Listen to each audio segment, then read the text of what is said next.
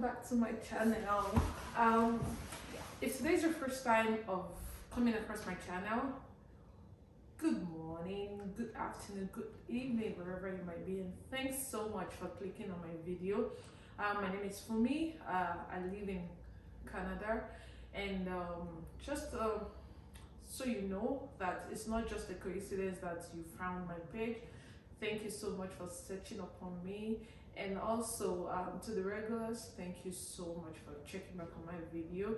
And if today's your first time of coming across me, please just press the subscribe button and press the alert so that whenever I drop new videos, you can always get first-hand information about it. Thank you so much. So today I'm going to be talking about planning to move to Canada.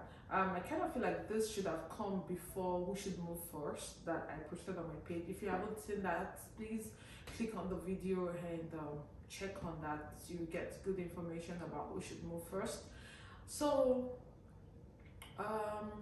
majorly in all my videos, I'm going to be talking based on my own experience because we came in on student permits. So today I'm going to be talking about planning to move on student visa, what and what you should put in place as a family. Please don't go yet. I have so much information for you. Yes, so I'm going to be talking about you planning to move, probably, I don't know, wherever you might be staying, but majorly if you're staying in Nigeria and you're planning to come and study abroad. So I feel like if you're a family of two, and I mean just the husband and the wife, it's quite easy for you. So this is what I would advise. I would advise that the one that is not really employed in Nigeria should move first. I don't know, it might be the man, it might be the woman, but the one that is making more money and that has more job security, let me put it that way, because in Nigeria now you might be making money this minute and the next minute you're not. So take for instance, if you're staying in Nigeria or anywhere, I feel like the one that has more job security should stay back first, and the one that doesn't have so much job security should be the one to go for the student visa. So in our own case, that wasn't what happened. What happened was that my husband just wanted to leave. I didn't want to leave, and he just started it. So he just started the process, and I was fine by it. It was fine by me, totally fine for him to be the one to come on the student visa. So I would advise that the one that has job security should be the one to apply. But that does not have job security should be the one to apply for the student visa. Now, this is what I would say. It's not the way everybody makes it look at, like abroad, like when you get abroad, you start making money, you start sending money home. It doesn't work that way. Because I kind of feel like most people that come on student visa here don't have good backings from home. In the sense that, good backing from home in the sense that once they are here, they still have to like work for their school fees. They probably just pay for the first year or the first semester. They still have to work for their school fees, the housing is there, feeding is there. So when you're coming abroad, you have to make sure that the home front is settled. Like the people you are living back home, if it's just you and your spouse, it's quite easy because the other person can keep working and feeding and fending for themselves. But if you're coming here, you just have to make up your mind that, okay, the way I'm coming here now, no one is going to be a burden to me back at home.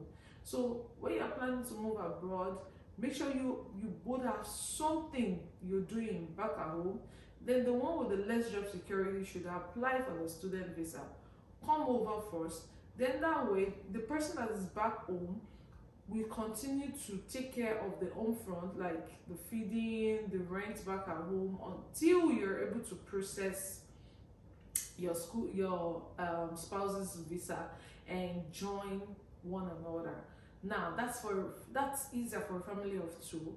But if you're talking about people who have kids, I would advise that most times these days we see that the women are the ones that move first, and they have to like leave their kids back at home Back then, that wouldn't have been an option for me. Trust me, I wouldn't have liked the situation whereby I have to come and I have to drop my kids.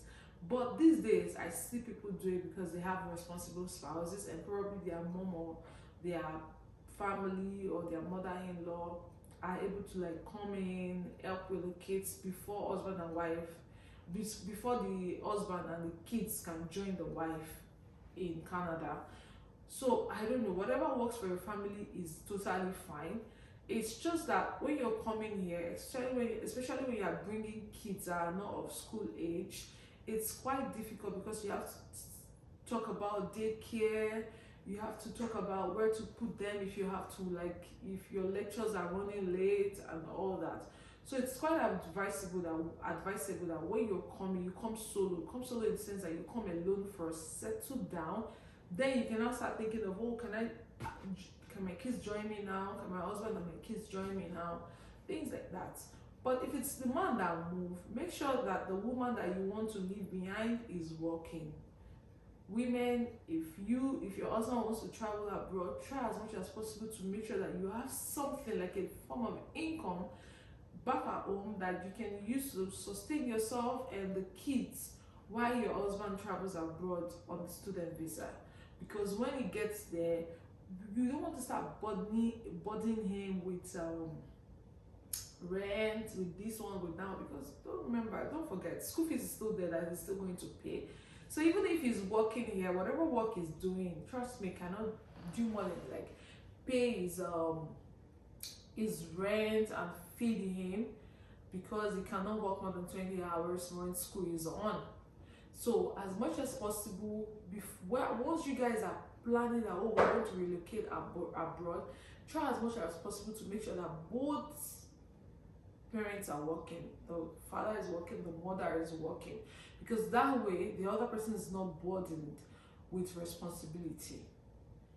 And if it's the man that is moving without the kids and the wife, I mean, for my own case, I can tell you that it was quite easy. He left, we were back home, and by the time he started his lectures and all that, he filed for us, and we were all able to join ourselves together. So that will be all for today. Like, that's the information I have for you today. In summary, what I'm just saying is that if you're planning to move abroad, once you start the plan, make sure that if both parties aren't working, the other person that is not working gets something doing, something that can sustain the family while the first person travels. And this information, like I said, is specifically for people who are coming on a student visa.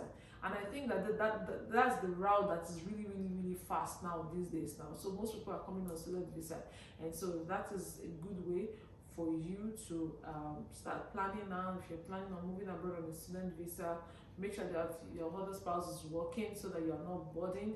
And okay, let me just say, if you're coming on permanent residency, if you're coming as a PR, as a permanent resident, honestly, you guys are moving together, so this information might not be for you, because that way all the whole family move together. So that's why I said this information might be for people who are coming on student visa. Thank you so much for watching to the end, and like I always say, my name is Fumi. I'm mom of boys. Thank you so much, and please don't forget to share, don't forget to like, don't forget to comment. Like, when I hear your comments, what do you think about what I've said today? Do you think it's a good information? Do you think it didn't work for you that way? Do you think, did you guys do something different? Let me know. I really love to know, because I want to keep learning myself. Thank you so much, and don't forget to subscribe to my channel. Thank you so much. Until I come your way again, bye bye.